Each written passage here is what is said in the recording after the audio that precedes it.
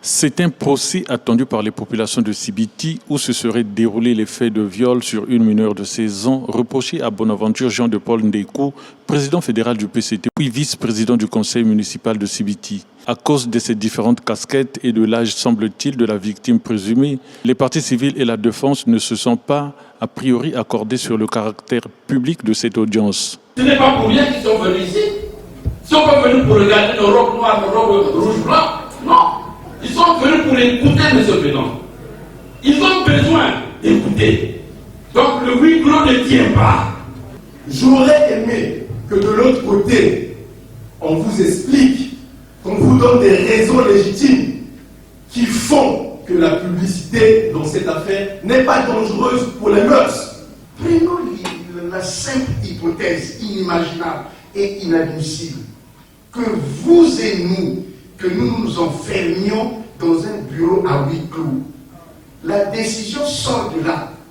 On va dire qu'ils ont eu peut-être un arrangement là-bas.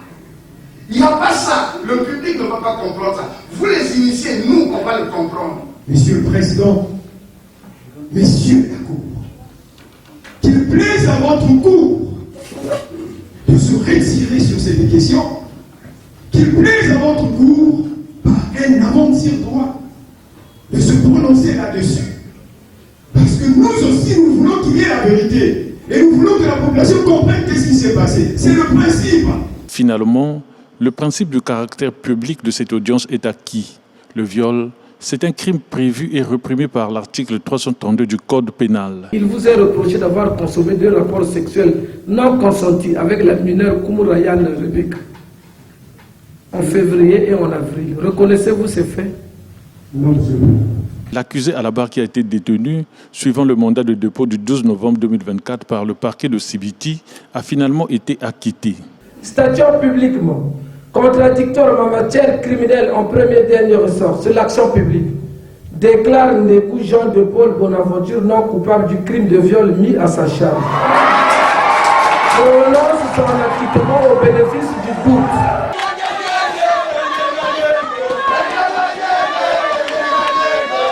Si le verdict a été salué par les parents de l'accusé et ses avocats, il n'en a pas été le cas pour le reste de la population de Sibiti et ses environs.